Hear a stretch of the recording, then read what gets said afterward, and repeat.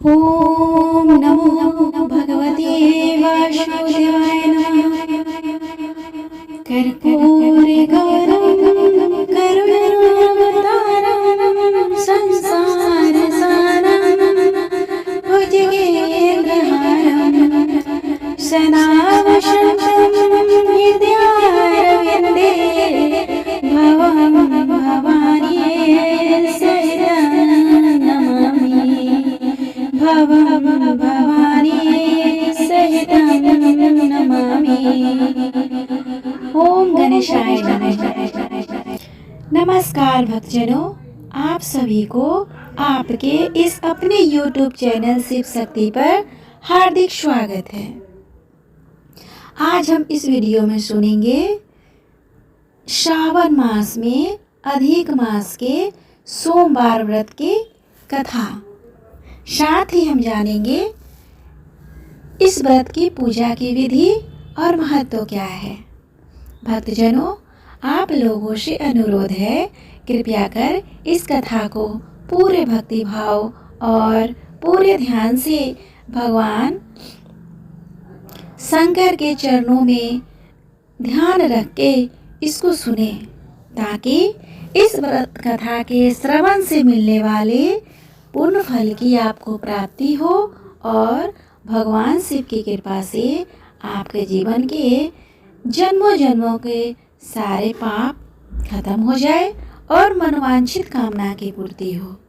तो आइए विघ्नहर्ता गणेश के नाम लेकर इस कथा का श्रवण करें। भक्तजनों, जैसा कि आप जानते हैं, सोमवार का दिन शंकर भगवान को ही समर्पित है और आज के दिन भक्त भोलेनाथ को प्रसन्न करने के लिए विशेष पूजा और अर्चना करते हैं।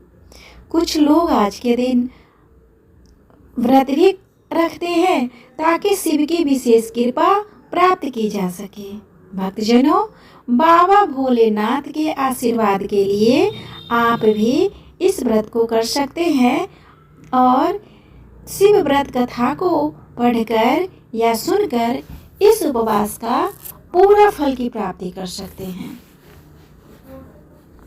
भक्तजनों, नारद पुराण के अनुसार सोमवार व्रत में व्यक्ति को स्नान करके शिव जी को जल और बेलपत्र चढ़ाना चाहिए और शिव गौरी की पूजा करनी चाहिए। शिव पूजा के बाद सोमवार व्रत कथा सुननी चाहिए।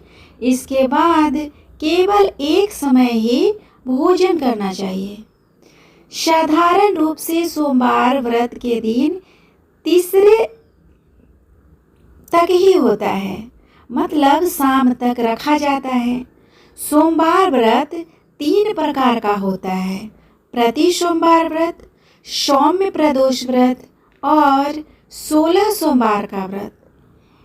इन सभी व्रतों के लिए एक ही विधि होती है। भक्तजनों, आइए अब हम सोमवार व्रत की कथा का रसपान करें। एक समय की बात है, किसी नगर में एक साहूकार रहता था। उसके घर में धन की कोई भी कमी नहीं थी, लेकिन उसकी कोई संतान नहीं थी। इस कारण वह बहुत ही दुखी था। पुत्र प्राप्ति के लिए वह प्रत्येक सोमवार व्रत रखता था और पूरी श्रद्धा के साथ शिव मंदिर में जाकर भगवान शिव का और पार्वती की पूजा किया करता था। भक्तजनों, उसकी भक्ति देखकर एक दिन माँ पार्वती प्रसन्न हो गई और भगवान शिव से उस साहूकार की मनोकामना पूर्ण करने का आग्रह किया। पार्वती जी की इच्छा सुनकर भगवान शिव ने कहा कि हे पार्वती, इस संसार में हर प्राणी को उसके कर्मों का फल मिलता है और जिसके भाग्य में जो हो उसे भोगना ही पड़ता है। लेकिन पार्वती जी ने साहूकार की भक्ति का मान रखने के लिए उसकी मनोकामना पूर्ण करने की इच्छा जताई। माता पार्वती के आग्रह पर शिवजी ने साहूकार को पुत्र प्राप्ति का वरदान दिया, लेकिन साथ ही यह भी कहा कि उसके बालक की आयु केवल 12 वर्ष की होगी। माता पार्वती और भगवान शिव की बातचीत को साहूकार सुन रहा था। उसे न तो इस बात की खुशी थी और ना ही दुख। वह पहले की भांति शिवजी की पूजा करता था। कुछ समय के बाद साहूकार के घर एक पुत्र का जन्म हुआ। जब वह बालक 11 वर्ष का हुआ तो उसे पढ़ने के लिए काशी भेज दिया गया। साहूकार ने पुत्र के मामा को बुलाकर उसे बहुत सारा धन दिया और कहा कि तुम इस बालक को काशी विद्या प्राप्ति के लिए ले जाओ और मार्ग में यज्ञ कराना। यहाँ भी यज्ञ कराओ, वहाँ ब्राह्मणों को भोजन कराते और दक्षिणा देते हुए जाना। दोनों मामा भांजे इसी तरह यज्ञ कराते और ब्राह्मणों को दान दक्षिणा देते काशी की ओर चल पड़े। रात में एक नगर पड़ा जहाँ नगर के राजा की कन्या का विवाह था, लेकिन जिस राजकुमार से उसका विवाह होने लगा वाला था वह एक आंख से काना था। राजकुमार के पिता ने अपने पुत्र के काना होने के बात को छुपाने के लिए एक चाल सोची। साहूकार के पुत्र को देखकर उसके मन में एक विचार आया। उसने सोचा क्यों न इस लड़के को दुल्हा बनाकर राजकुमारी से विवाह करा दूं। विवाह के बाद इसको धन देकर विदा कर दूंगा और राजकुमारी को अपने नगर ले जाऊंगा।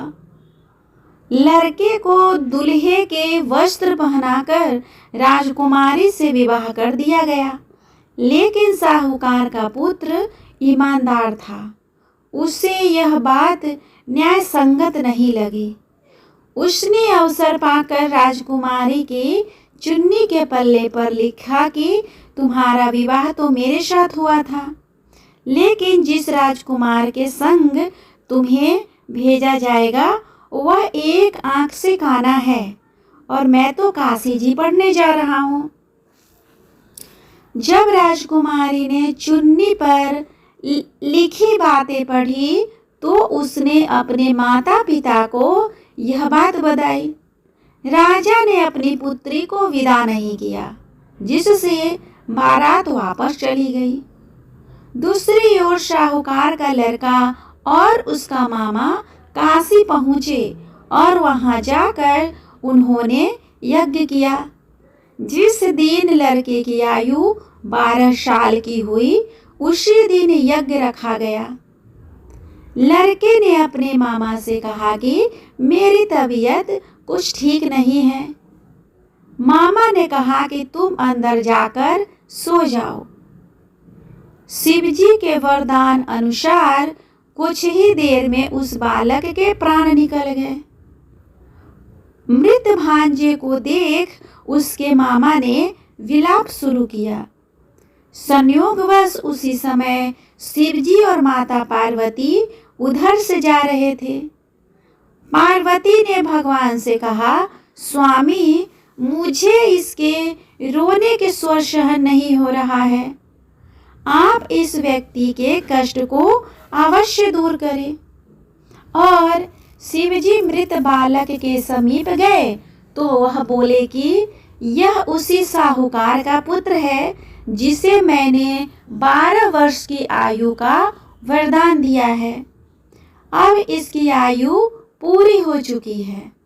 लेकिन मातृभाव से विभोर माता पार्वती ने कहा कि हे महादेव, आप इस बालक को और आयु देने की कृपा करें, अन्यथा इसके वियोग में इसके माता पिता भी तड़प तड़प कर मर जाएंगे।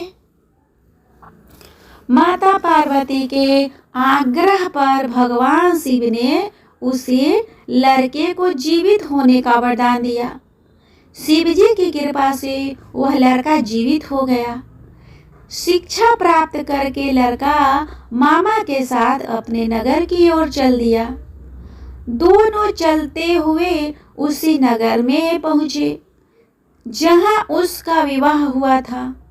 उस नगर में भी उन्होंने यज्ञ का आयोजन किया।